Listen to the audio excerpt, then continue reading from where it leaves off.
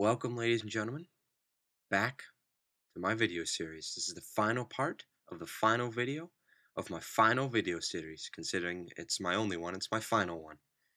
Final everything. So without further ado, let's jump right in. Or more correctly, mine right in.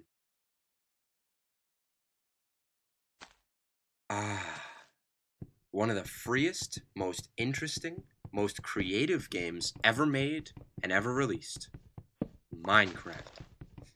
Boy, oh boy, a player could spend hours and hours, and I mean hours, exploring, digging, fighting, what have you, and still hardly scratch the surface of this game. In every other title we've examined so far, there have been distinct objectives. In Battlefield, shoot dudes. In COD, Call of Duty, shoot dudes. In Super Mario Brothers, save the princess. In Legend of Zelda, save the princess. There's themes here. In Donkey Kong, crush the invader. Oh, that's new. But here, in Minecraft, there are no objectives. The player sets their own objectives. A player could choose to dig a 2x2 hole, jump down, cover the hole back up, and just sit there for hours. Now, personally, I don't think that'd be very fun, but that's my opinion. Somebody might find that fun. Hole sitting sounds fun. Not to me, though. A player could also roam the vast, and I mean vast. The world is borderline endless on PC. I remember reading somewhere something about, it would take weeks to go from one side to the other. The vast expanse of Earth that is the Minecraft world, hiding from the monsters at night or fighting them, mining for supplies during the day, etc. Hours upon hours could be dumped into this game with no real sign of victory or defeat other than how many times a player is killed. God damn creepers. It's a certain enemy in the game. But even then, death is not the end. Just respawn, collect the gear that was dropped, and crack on. Never has a game been so free. However, we're not here to discuss what makes this game a bestseller, we're here to talk about its music. Well, Minecraft has some of the most relaxing and most interesting to listen to music, in my opinion, that's ever been released in a video game. For starters, music doesn't play like it would in most video games. It's not starting at a title screen, there's no menu theme, there's no little motifs as you select items. One random song out of 13 or 14, I can't remember which number, is selected and played at dawn, noon, dusk, and midnight, according to Gamer Stack Exchange, and then plays for its remainder, which is roughly 3 to 5 minutes, before stopping. Now, nothing could be played too, so I suppose it'd be, 14 or 15 songs, however many songs it is. So, at dawn, dusk, noon, midnight, etc., you may end up with no music at all. But regardless, that means that the rest of the time music isn't playing, which is 90% of the time. The rest of that time the player spends in-game is usually accompanied only by the sound effects of Minecraft, aka what you've been hearing so far in this video. See that? Walking around, you heard cow noises. There's a chicken. Walking on different mediums like grass right now, dirt, stone, etc., chopping down trees, mining stone, ores, and precious gems, fighting monsters, hearing monsters, etc. All of that is accompanied by silence, except for the rare occasion when music is playing. The lack of music in the overall scope of the game really drives home the point that the player is a teensy, tiny speck in a colossal world of possibilities. It also makes the player think about loneliness, I suppose. Since in single player, the only things that exist in the world are the player, animals, and monsters, things tend to get kinda lonely. Having no music playing drives that home. However, when the music plays, it can be incredibly uplifting with its happier melodies, or make the gamer quite pensive with its use of gentle synthesizer sounds and harmonies. Listening to some of these tracks while watching the sunset really just, the player might stop and just admire the beauty of everything. One thing to note though, the music never ever takes a huge presence in the game. It's quite often just a soft, gentle sound in the background that plays for a while and then stops.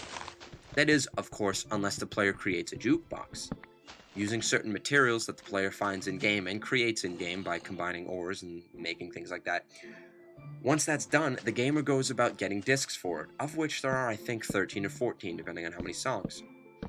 To get those is an ordeal, but once those discs are obtained, the player can choose to play any one of 13 or 14 songs that would normally be randomly selected, at those specific times I mentioned. Whenever they want, they can play any one of those, once they get them all.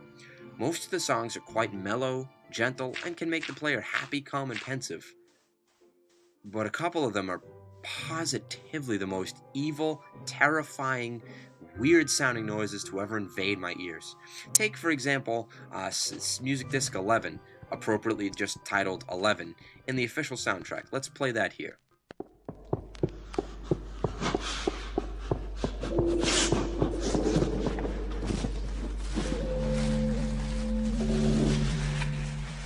Okay, that's enough of that. Okay, that's not even music, that's just sound effects. And it's all distorted and evil and ugh. Remember the first time I found that and put that in, I thought it was going to be all peaceful to make the night sound calmer, and then that came on and I was freaking out. That would absolutely reinforce terror in a gamer who was running through the woods at night, I know it did to me, terrified of the monsters lurking in the dark. Regardless, all in all, without a doubt, the musical environment of Minecraft, though virtually without motifs, has some of the most effective, beautiful themes of all time that only play during specific daylight points to really bring out the beauty in those cinematic events. Effective game music, without a doubt, and what a wonderful game it is. Well, that's it everyone. That's the end of my video series.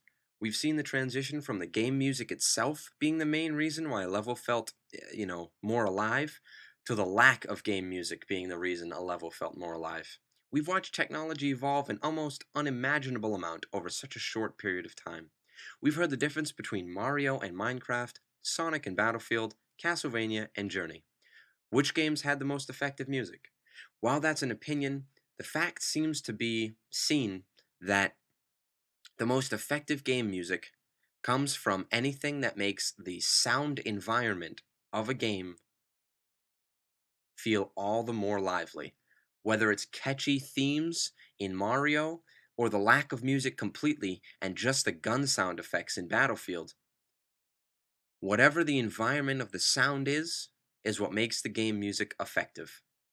For the gameplay in the 80s, all the platforming, the little motifs and the themes that we heard there were definitely appropriate.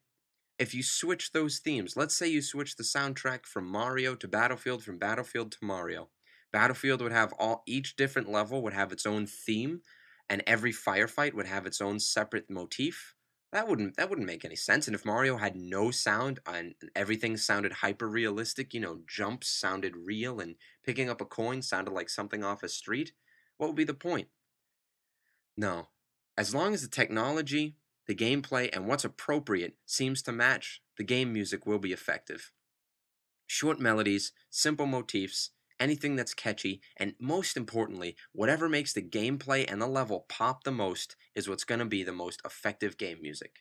You could argue that the catchiest melodies make good game music, or the ones with the best gameplay that matches the music, or the ones that Mickey Mouse most successfully, so on and so forth. Regardless of what you find your answer to be, of which games had the most effective game music, I've given you just a tiny sampling of what, in my opinion, what games have had the most effective game music. And I gave the reasons why at the end of each one of those little segments. So I'm not going to do a recap. You can go listen to those. Regardless of what you find your answer to be, thanks for sticking through to the end of my series. I'll see you all in World 1-1. This is Sparky, signing off.